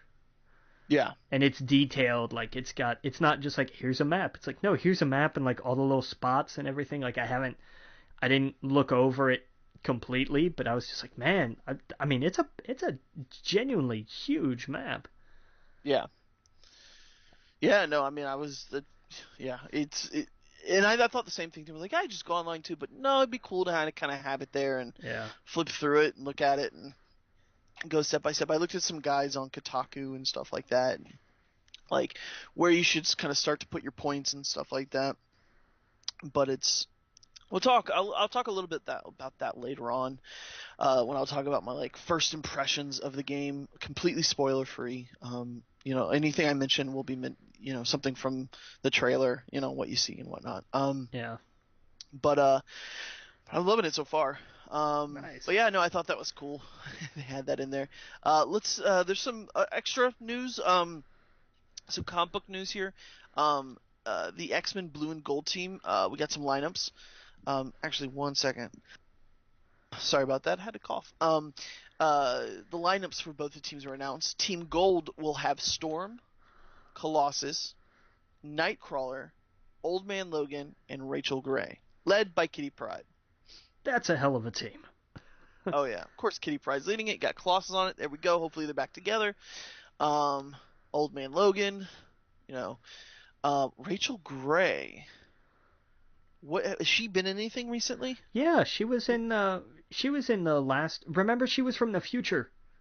No, I know who she is, but I didn't know if she was in any of the recent comics. I don't know about post Secret Wars, but okay. No, I remember her from the last one from before that. Oh, okay. Yeah, when she came back to the future with all the during that was where they lost me with the X-Men. Now, one thing I have read is Death of X. You haven't read that, right? I have not. I've heard good things though. Well, I don't know how to talk about this without spoiling it. Do you mind if I spoil it? I have no plans on reading it in the near future. Okay. So go for it. So if you haven't read it, fast forward a minute or so because I'm going to talk about it. It takes place. It has to do with the Team Blue. Okay, see, Team Blue will have Cyclops, Iceman, Beast, Angel, led by Jean Grey, with Magneto acting as sort of a mentor. You know what I just thought about? Okay, I'm going to spoil it anyway because it's not going to make sense about what I'm going to say. I guess this is Cyclops. That's the young Cyclops. It doesn't say which if it's young Iceman, young Cyclops, young Angel. I think it has to be the young Angel because I don't know where the other Angel's at. I think it's young because they showed the cover and it did look like the young team. Yeah, it looks like all the young team, the ones they brought with them, and then led by Jean Grey with Magneto. Okay, because in Death of X, Cyclops is dead. Old Cyclops? Yeah, old Cyclops. He dies twice. That's rough. It's kind of an interesting story since I've already spoiled it. Might as well talk about it. Basically, you know when the Terrigen mist goes out everywhere? Right. And there's a scene in one of the earlier comics where it comes out and Emma Frost hurts someone next to Cyclops, and Cyclops is like, "Oh my God, get everyone out of the room!"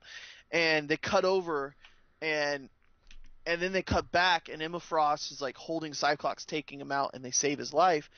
Well, apparently he died at that point. It was such a stupid death, but she projected him and everyone around him that he was still alive because she was like, I couldn't have Cyclops die like that. So everyone saw him still alive, leading, and like he goes on to trick the Inhumans all the way until the end of that story, and that's when it's revealed that, like, by the way, you thought you just killed Cyclops, but he's not dead. He's been dead for a while now. So I'm wondering what's going to happen with him, because it was just, now we have original Cyclops dead, original Wolverine dead, original Jean Grey dead. I don't know what happened to Angel, the original Angel. I think he's like Archangel now. I was gonna say the last time we saw him, I think he was a horseman.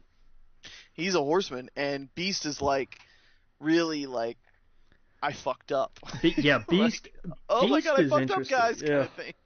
So it's really sad to see them all like that, and now we have the original class, but oh man, like I miss the original Wolverine. I miss the original Cyclops. I don't know. It's comics. They'll be back. I'm sure they'll figure it out. But it was a cool kind of story. My bad. I shouldn't have just spoiled everything. But when I saw Cyclops, I was like, that doesn't make any sense. But we'll see. Yeah. So anyway, Valiant company teases new XO Manowar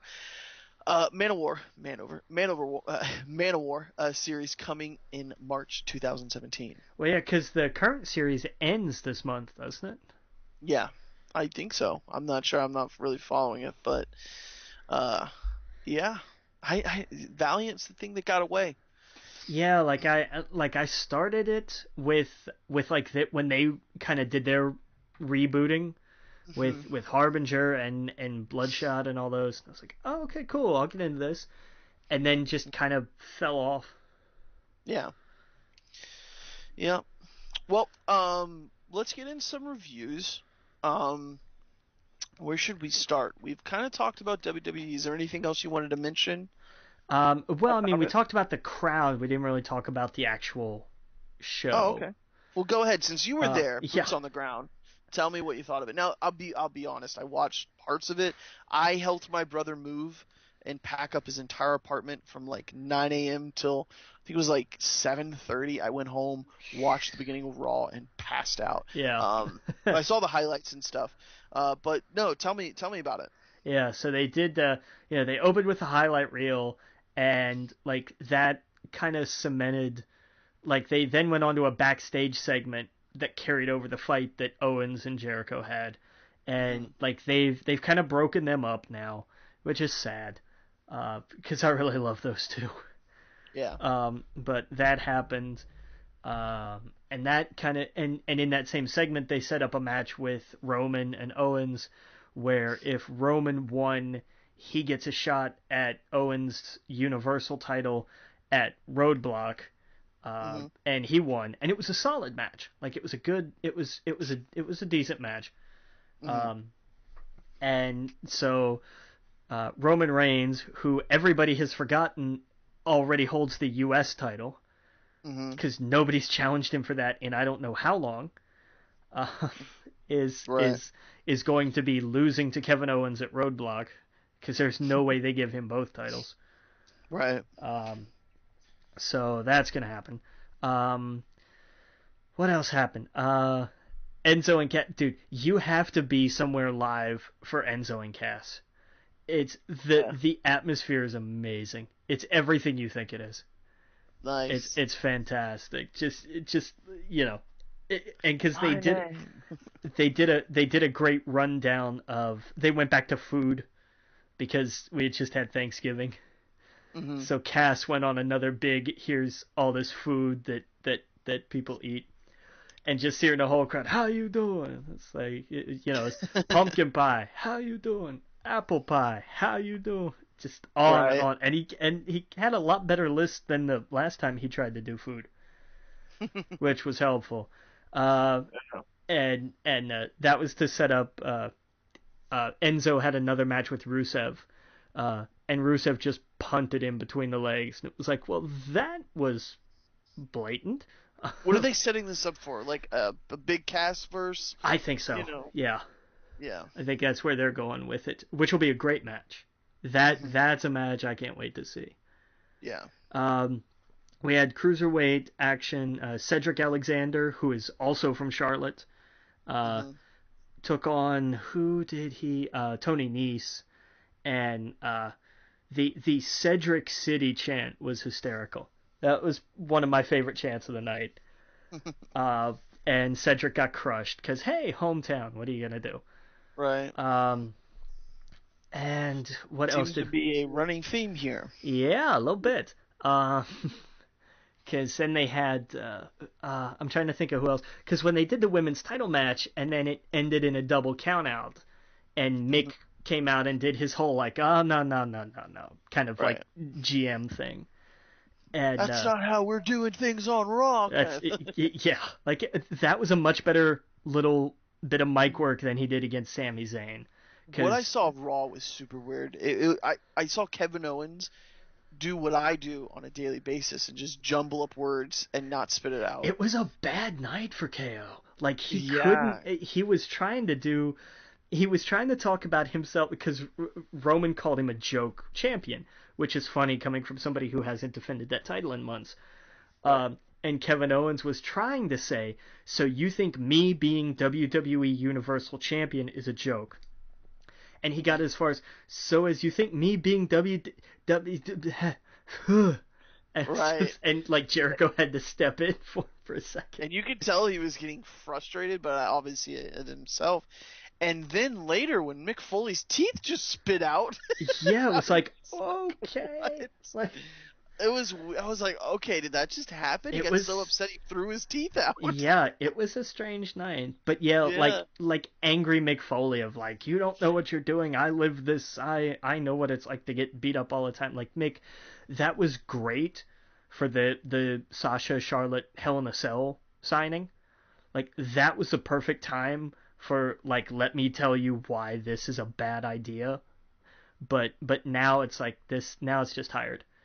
He does it for everyone. This is for Sammy. He does it for them, and it's like, okay, now we get to see how he yells at his. No, I shouldn't say that, but it seems like a mad dad. You know what I mean? Yeah. Like angry dad. That's what I get from it. It's like, okay, dad. Yeah. Like, I'm sorry. I'm trying to look out for you. Yeah. Just, you don't know what it's like in this house. That's just what the feeling. Like, all right, okay, mad dad. Yeah. They need that should be used sparingly. Not every part of the show. No, I agree totally. I'm trying to save you, Sammy. It's like, come on, what do we? Yeah, and I did love that Sammy just called him on it. Like, that was some great writing, because it's like, yeah, that sounds ridiculous, man. Seriously, right? But they did that. I forgot about that because R-Truth was from Charlotte too, and I forgot about that. And of course Strowman just annihilated. He's getting him. jobbered out. Like, what? Yeah, Sad. poor K Well, Quick. But yeah, Goldberg's on his way out. Not Goldberg. Goldust is on his way out. well, I mean, Goldust has wrestled for like 30 years, man. Yeah, He's had a yeah. crazy long career. But it just sucks. You could tell R-Truth is probably done. He's probably gonna be done soon too. Their last run or two is gonna be them just being jobbered out, and Yeah. there's no. It's just with a fizzle instead of something. Yeah, they should go out. They should go out with a lot more. Like if they're really gonna go, it should be like a lot. Have them lose at the end, but like Well, make it a big run of just like they're gonna start. They're finally gonna really hit their stride and just like tear through the tag team division. And right, when they well, get to Gallows and Anderson, who will eventually win the titles, put up this huge, fantastic, crazy, oh my god, these guys might actually do it match, and then, just get planted at the end of it. well, yeah, or put them on SmackDown, where I think they would thrive a lot more with the kind of goofy, antics that happen. I mean, you got Rhino as a champion over there. Like, they would thrive on SmackDown with their tag team division. Yeah. There's a lot to be said for the depth of SmackDown's tag division and their women's division. Yeah. Let's be real. What does Raw really have? They've got Charlotte, Sasha, Bayley, and it's the same three. Like, I'm getting so tired of the Sasha, Charlotte. Charlotte. Bayley was buried as soon as she got in. Yeah. And we know eventually she's going to take on the champion, but it's just, I feel like we're all just waiting for WrestleMania where it's going to be, Enzo and Cass versus, who knows? I don't know. But, okay, so New Day has the titles.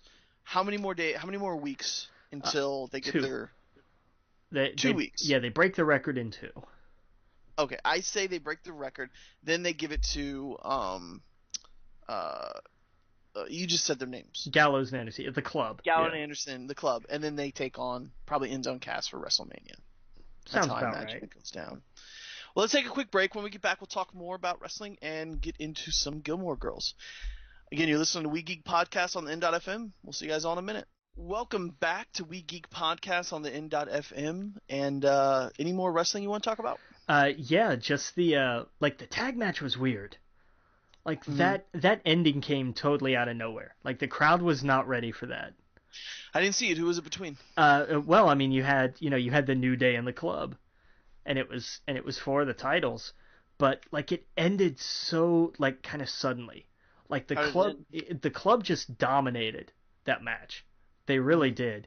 And then, I forget which one was which. I think it was Gallows who rolled up Xavier Woods and like had a handful of the tights, and then Woods just kind of used that to roll all the rest of the way through to pin Gallows, and he pulled the tights, and they got a 3 and bailed, and even the crowd was just kind of like, did that happen? Like, did we? Okay, like that's, yeah, all right. It seemed like we got like 3/4 of the way through the match, and then it was over. Oh wow! And it was, I don't know, it felt weird, and the whole crowd kind of felt like that. They were like, "Yay!" Because cheer for the New Day and stuff, but like, right. Everybody was kind of surprised by it. Mm-hmm. And then we had the women's title match, which was awesome when they actually let it go to Falls Count Anywhere. It was a crazy good match. It was so good. I need to go back and rewatch it, but yeah, it's the first. It was great because when you could see like, oh, we're watching this awesome women's championship match, and it kind of dawned on me like, oh wait, I'm in the middle of an ECW chant. What the hell is going on here? Nice. Oh, it was great. That's awesome. And the finish of it was fantastic. The way that Sasha put on the bank statement at the end was just like, right. That looks really painful. Yep. Yeah. But yeah, I need to go back and rewatch that. That's awesome. We knew she was gonna get it back. I don't know why Vince, he had to make her lose in her hometown, and then now just for Charlotte to do the same thing again. It's so stupid. Yeah.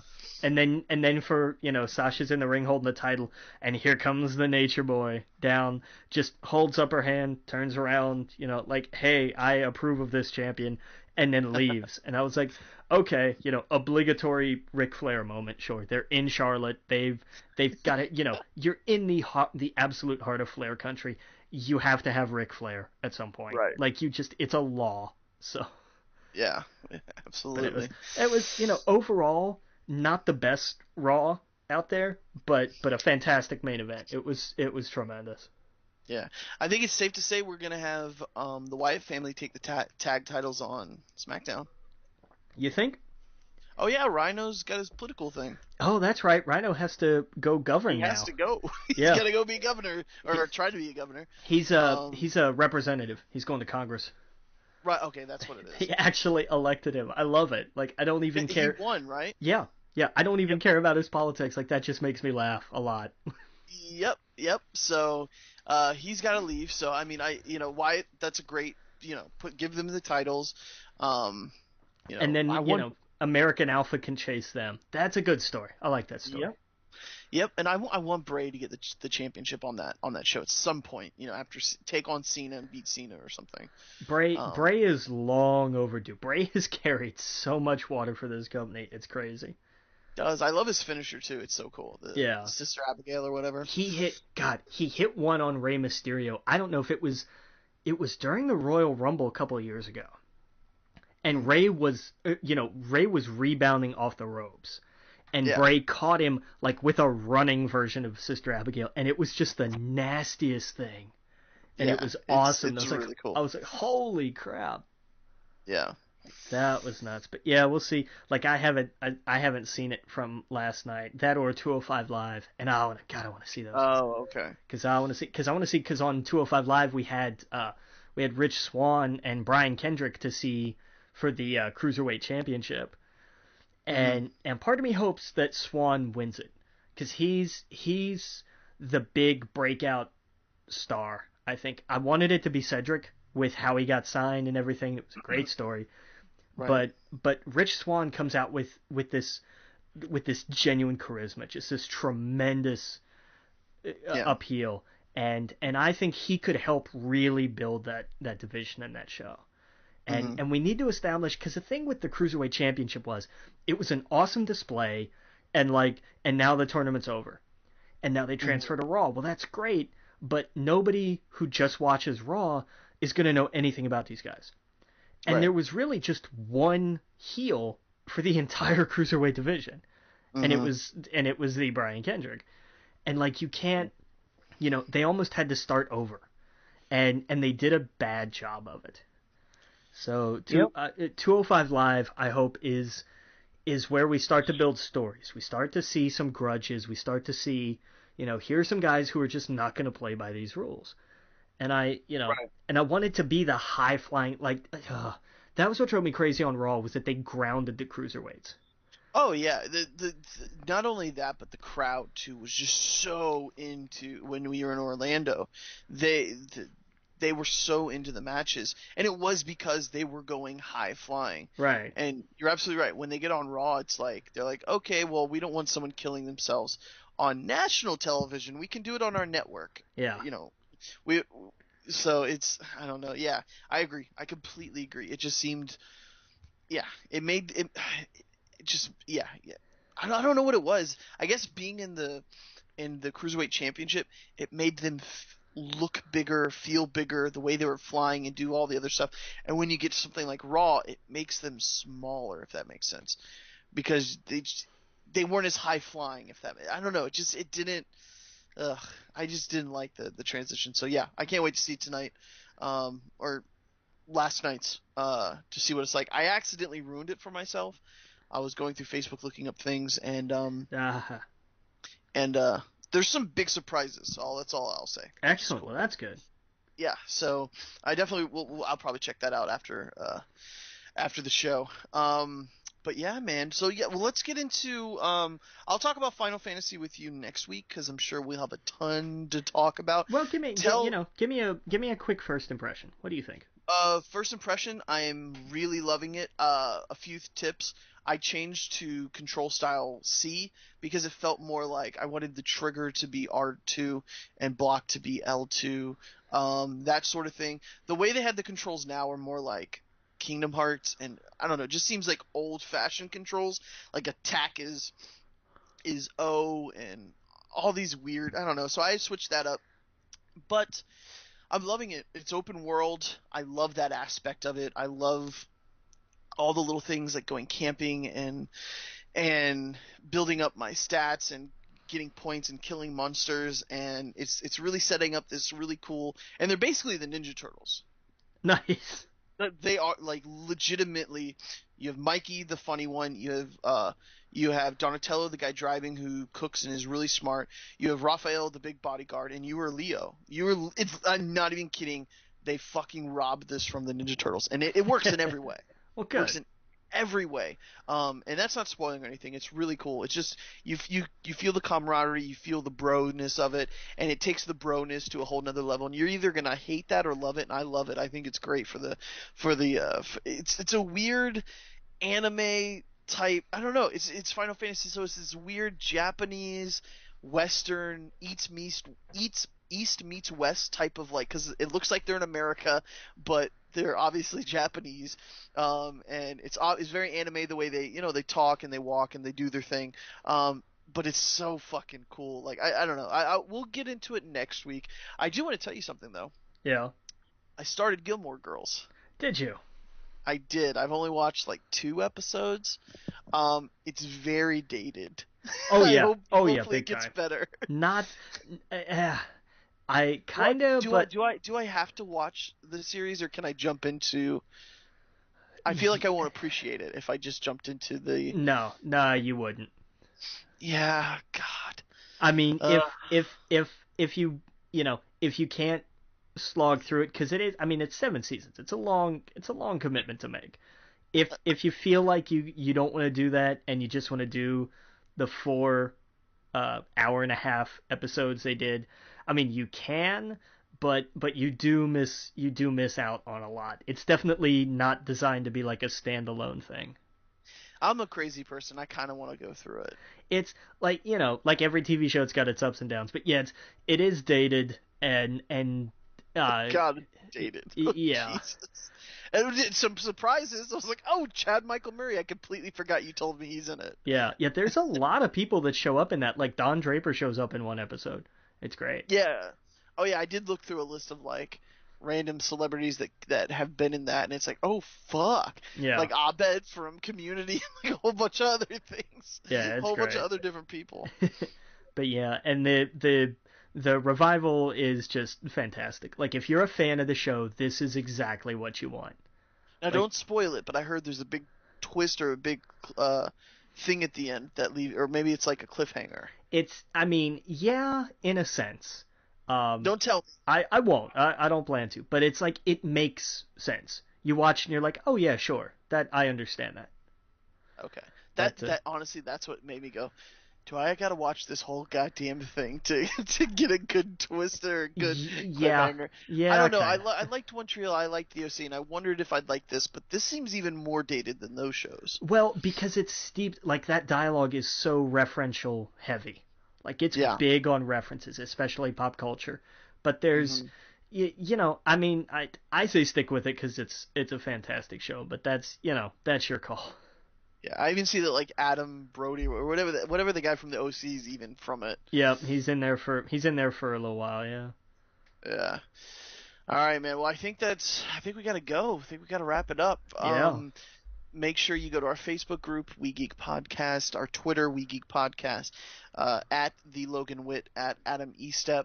Go to iTunes, give us a review. Yeah, please. Let's work on getting us up the iTunes charts. Reviews really help. There we go. Of course, listen to us at 9 p.m. Wednesdays on the N.FM Eastern Time. And we'll see you next week when we'll have a ton of news from the Video Game Awards and trailers and stuff like that. And same with PSX, and hopefully we'll have some news about Marvel vs. Capcom, maybe some Ni no Kuni. Who knows? We'll probably get some weird Sony news. Maybe we'll get some Spider-Man stuff. So we'll see you guys next week. Captain.